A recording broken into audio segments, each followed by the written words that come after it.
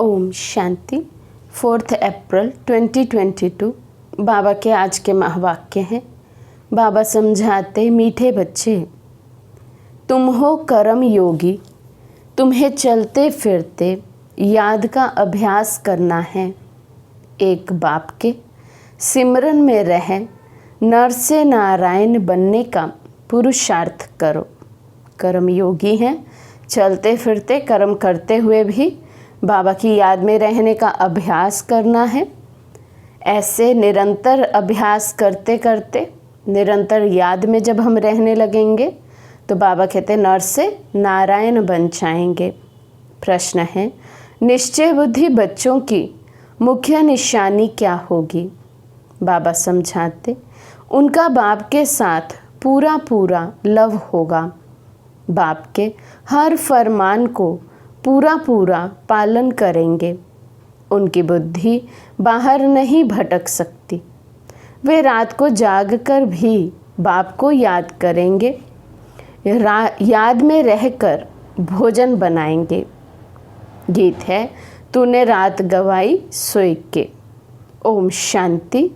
पहले तुम बच्चों को निश्चय होना चाहिए कि बाबा यहाँ का निवासी तो नहीं है, परम धाम से यहाँ आकर हमको पढ़ाते हैं। क्या पढ़ाते हैं? ऊंचे ते ऊंचा बाप, ऊंचे ते ऊंची पढ़ाई, मनुष्य से देवता बनने की पढ़ाते हैं। ये पढ़ाई प्रसिद्ध है। इससे असुर से देवता अथवा बंदर से मंदिर लायक बनते हैं। इस समय मनुष्यों की शक्ल भल मनुष्य की है, परंतु विकार बंदर से भी जास्ती है।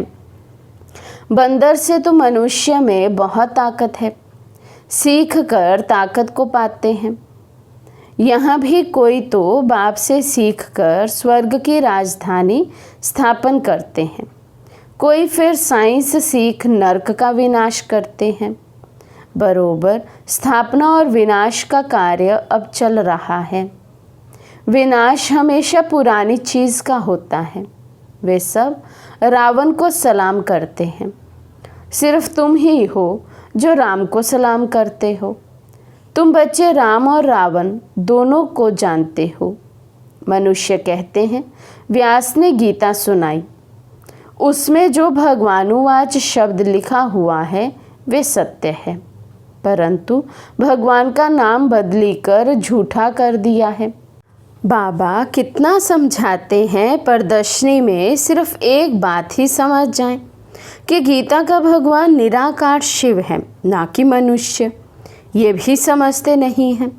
ये भी ड्रामा में नूंद है। सिर्फ सन्यासी हैं जो अपने को दुखी नहीं समझते। वास्तव में वे भी दुखी हैं ज़रूर, परंतु कहते हैं हम दुखी नहीं हैं। या तो कह देते हैं शरीर दुखी होता है, आत्मा थोड़ी दुखी होती है। आत्मा सो परमात्मा है, वे कैसे दुखी होगी? ये उल्टा ज्ञान है। तो बाबा कहते सन्यासी कह देते हैं आत्मा पर तो कोई लेप छेप नहीं लगता है, आत्मा सो परमात्मा। लेकिन बाबा कहते ऐसा तो है ही नहीं। अब ये है ही झूठ खंड। भारत स्वर्ग था तो सचखंड था। बाप समझाते हैं ड्रामा अनुसार दिन प्रतिदिन दुख बढ़ता ही जाएगा। भल कितने भी यज्ञ दान पुण्य आदि करे, परंतु परिणाम क्या निकला? नीचे ही गिरते गए। इस समय 100% भ्रष्टाचारी नरकवासी बन पड़े हैं। इसलिए बाप का आना ही ऐसे समय पर होता है जबकि सब दुखी हैं और सब एक्टर्स आ चुके हैं। थोड़े आते भी रहते हैं, मेजॉरिटी आए हुए हैं। अजुन तो बहुत लोग दुखी होंगे, भगवान को याद करेंगे। तुमको तो भगवान खुद ही पढ़ाते हैं, तो कितना अच्छी रीति पढ़ना चाहिए। हम वो लकी सितारे हैं जिन्हें स्वयं भगवान पढ़ाते हैं और हर दुख की फीलिंग से उपराम रखते हैं। अब उपराम कैसे रहना है उसकी युक्ति बाबा बताते हैं। तो बाबा कहते हैं आप बच्चे कितने भाग्यवान हुए, दुनिया में तो अभी दुख बढ़ता ही रहेगा। बाप, टीचर, सतगुरु तीनों ही इकट्ठे मिले हैं। अब और किसके पास जाएं? बाप कहते हैं भलग्रस्त व्यवहार में रहो, परंतु मुझ निराकार परमात्मा की मत पर चलो तो तुम श्रेष्ठ बन सकते हो, और कोई गुरु गोसाई की मत पर नहीं चलो। तुम पूछते हो कि परम पिता परमात्मा से तुम्हारा क्या संबंध है। गॉड फादर है तो ज़रूर बाप से वर्षा मिलना चाहिए नई दुनिया का। किसी की भी बुद्धि में नहीं आता है फादर माना रचयिता, स्वर्ग की रचना रचने वाला, परंतु ये है निराकार। आत्मा भी निराकार है, ये मनुष्यों को पता ही नहीं है। आत्मा का रूप क्या है, परमात्मा का रूप क्या है। आत्मा अविनाशी है, परमात्मा भी अविनाशी है। हर एक आत्मा में अविनाशी पाठ भरा हुआ है। ये बातें जब सुनते हैं तो मनुष्यों की बुद्धि चक्री में आ जाती है। जिन्होंने कल्प पहले वर्षा लिया है वही पुरुषार्थ अनुसार सब बातों को समझ जाते हैं। अब तुम बच्चों की बुद्धि में पक्का निश्चय है और बाप के साथ लव भी है। शिव बाबा फरमान करते हैं तो खाते पीते मुझे याद करो। याद से विकर्म विनाश होंगे और ऊंच पद भी पाएंगे। कोई तो भल यहाँ बैठे हैं परंतु बुद्धि बाहर भटक रही है। जैसे भक्ति मार्ग में होता है, माया का राज्य है ना, बुद्धि बाहर चली जाती है तो धारणा नहीं होती है। मुश्किल कोई बाप के फरमान पर चलते हैं। बाप कहते हैं सिर पर पापों का बोझा बहुत है, इसलिए रात को जागकर मुझे याद करो तो तुमको बहुत मदद मिलेगी। चलते फिरते भी याद का अभ्यास करो। याद में रहकर भोजन बनाओ, इसमें बड़ी मेहनत है, घड़ी घड़ी भूल जाते हैं। बच्चों को अभ्यास बहुत अच्छी रीति करना है। 24 घंटे से 16 घंटे तो फ्री हो, बाकी 8 घंटे तो योग में ज़रूर रहना है। तुम हो कर्म योगी। बाबा कहते हैं सब कुछ करते मेरे सिमरन में रहो। नर से नारायण बनने का पुरुषार्थ करो तो घर बैठे भी ज़बरदस्त कमाई कर सकते हो। बड़े बड़े आदमी भी आएंगे परंतु टू लेट। तुम्हारे में भी बहुत हैं जो कहते हैं हम लक्ष्मी को अथवा नारायण को वरेंगे, फिर घड़ी घड़ी भूल जाते हैं। ऐसे बहुत हैं जो कहते हैं शिव बाबा इनमें आते हैं। ये बात हमारी बुद्धि में नहीं बैठती। कोई शक्ति है, कशिश है, परंतु बच्चे बाप को समझते नहीं हैं, क्योंकि शास्त्रों में ऐसी बातें नहीं हैं कि बाप आते हैं। तो बाबा कहते ब्रह्मा में आए शिव बाबा को भी पहचानना ये बहुत से बच्चों के लिए भी कठिन है। ये तो मानते हैं कि कोई शक्ति है, कोई कशिश है, लेकिन ये मान ले कि इनमें भगवान आए हैं, आकर पढ़ाते हैं, ये बाबा कहते इसमें फिर बच्चे नंबरवार हो जाते हैं। गीता में सबसे ऊंचा शास्त्र है, उसमें भी मनुष्य का नाम डाल दिया है। फिर जो ऊंचे से ऊंचा भगवान है उनका नाम फिर नीचे वाले शास्त्र में कैसे आएगा। बाप कहते हैं कितनी भूल कर दी है, मैंने ही ये रुद्र यज्ञ रचा है। कृष्ण को तो कहते हैं श्याम सुंदर, राधे कृष्ण ही लक्ष्मी नारायण बनते हैं, वही पूरे 84 जन्म लेते हैं। 84 लाख कहो तो भी पहले स्वर्ग में आने वाले तो लक्ष्मी नारायण ही हैं। बाप समझाते हैं तुम देवी देवता धर्म वालों ने 84 जन्म लिए हैं, तुम ही नंबर 1 थे, तुम्हारी ही अब राजधानी स्थापन हो रही है। लक्ष्मी नारायण तुम्हारे ही माँ बाप थे, अब तुम्हारी राजधानी बन रही है। तुम अभी संपूर्ण नहीं बने हो, बनना है ज़रूर, तब तो सूक्ष्म वतन में साक्षात्कार होता है। अपने को संपूर्ण फरिश्ते समझते हो। फरिश्ते बनने के बाद लक्ष्मी नारायण बनते हैं, उनका भी साक्षात्कार होता है। तत्वम तुम भी बन रहे हो, कितना अच्छी रीति समझाया जाता है। आजकल स्कूलों में भी गीता पढ़ाते हैं। जो पढ़कर होशियार हो जाते हैं वे फिर दूसरों को पढ़ाएंगे तो पंडित बन जाते हैं। सुनने वाले ढेर फॉलोअर्स हो जाते हैं। ज़बान मीठी है, अच्छी रीति श्लोक आदि कंठ कर लेते हैं, मिलता कुछ भी नहीं है, तमो प्रधान बन गए हैं। बाबा ही आकर सतो प्रधान बनाते हैं, सो भी नंबरवार पुरुषार्थ अनुसार ही बनते हैं।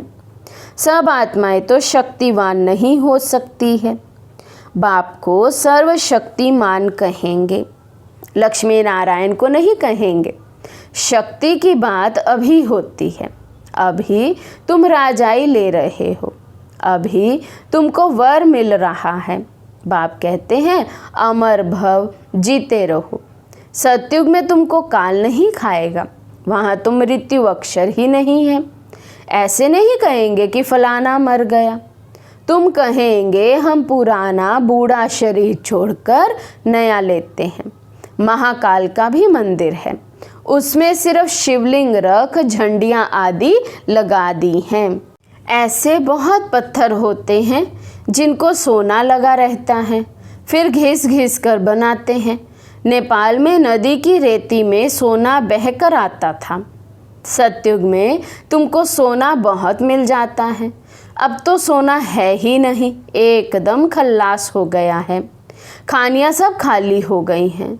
स्वर्ग में सोने के महल बनते हैं, फिर से हम अपने स्वर्ग की स्थापना कर रहे हैं।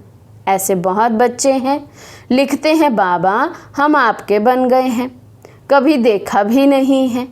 अभी तुम अमर लोक के लिए शिव बाबा से अमर कथा सुन रहे हो। निश्चय से ही विजय होती है, निश्चय भी पक्का होना चाहिए। अच्छा, मीठे मीठे सिकी लदे बच्चों प्रति माता पिता बाप दादा का याद प्यार और गुड मॉर्निंग। रूहानी बाप की रूहानी बच्चों को नमस्ते। हम रूहानी बच्चों की रूहानी बाप दादा को दिल व जान सिक व प्रेम से नमस्ते नमस्ते नमस्ते जी।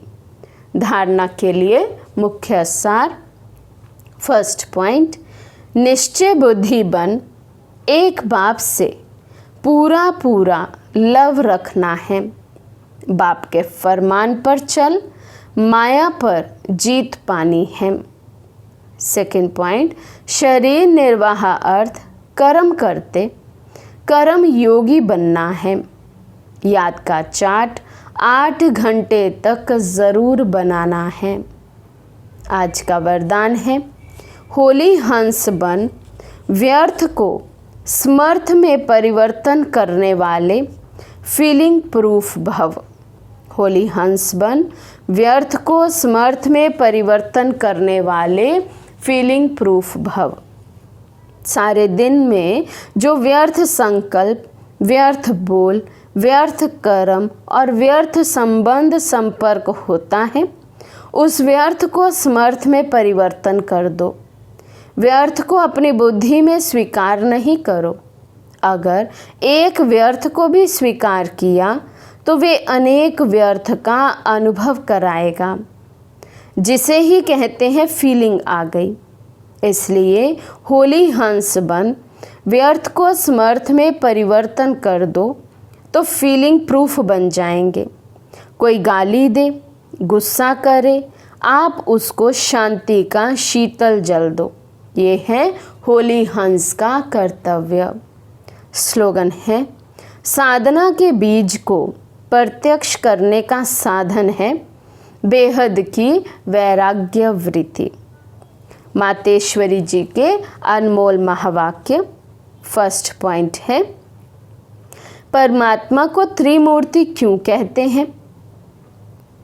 परमात्मा को त्रिमूर्ति क्यों कहते हैं? उन्होंने कौन से 3 रूप रचे?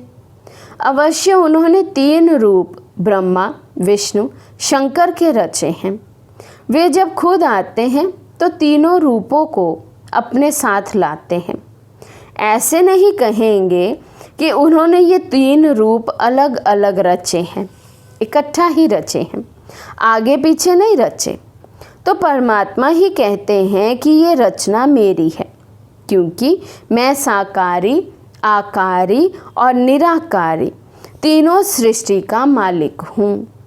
मैं साकारी लक्ष्मी नारायण देवता रूप में नहीं हूँ।